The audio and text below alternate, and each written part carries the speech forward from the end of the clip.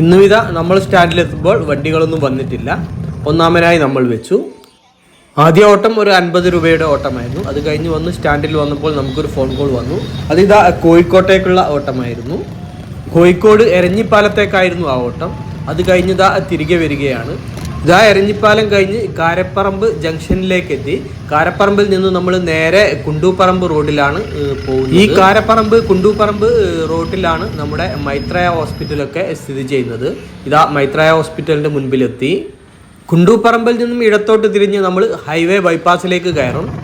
കുണ്ടൂപ്പറമ്പ് ജംഗ്ഷനാണ് ഇത്. ഇവിടെ നിന്നും നമ്മൾ ഇതാ ഇടത്തോട്ട് തിരിയുകയാണ്. ഇനി നമ്മളിതാ ബൈപ്പാസിലേക്ക് കയറി. ബൈപ്പാസിലൂടെയാണ് യാത്ര.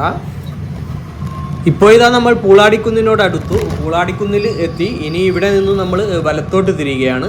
ഈ പൂളാടിക്കുന്ന് എന്ന സ്ഥലനാമത്തിൻ്റെ പേരിൽ കേരളത്തിൽ പ്രശസ്തമായ ഒരു തെരുവുനാടക രൂപമുണ്ട്. അതേപോലെ ഐതിഹ്യപരമായ ഒരു കഥാപാത്രവും കൂടിയാണ് ഈ പൂളാടിക്കുന്ന്. അർത്ഥം വരുന്നത് പൂളൻ എന്ന് പറഞ്ഞാൽ വിഡ്ഢി അഥവാ പൊട്ടൻ എന്നൊക്കെയാണ്.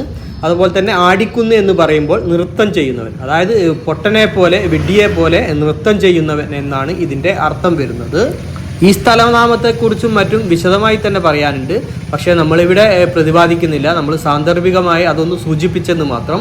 നമുക്ക് ഇന്ന് വൈകുന്നേരം വരെ നല്ല ഓട്ടമുണ്ടായിരുന്നു. നമുക്ക് നിർത്താതെ തന്നെ നമ്മൾ ഓരോ ഫോൺ ഓട്ടങ്ങളും അതേപോലെ സ്റ്റാൻഡിൽ നിന്നൊക്കെ നമുക്ക് ഓട്ടങ്ങളുണ്ടായിരുന്നു. വൈകുന്നേരം നമ്മളിതാ ഉള്ളിയേരിയയിൽ വന്നു. അതിനുശേഷം രാത്രിയായപ്പോൾ നമ്മളിതാ പെരുന്നാൾ തലയൊക്കെയാണ് കോഴിക്കോട്ടേക്ക് പോവുകയാണ്.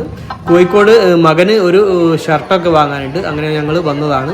ഇപ്പോൾ ഇതാ മിഠായി തെരുവിലാണുള്ളത്. മിഠായി തെരുവിൽ നല്ല തിരക്കാണ്. അതായത് നമ്മുടെ കോഴിക്കോട് SM സ്ട്രീറ്റിൽ ഒരു കടയിൽ കയറിയതാ അവൻ ഷർട്ടൊക്കെ ഇട്ട് നോക്കുന്നുണ്ട്. അവന് പറ്റിയത് എടുക്കണം.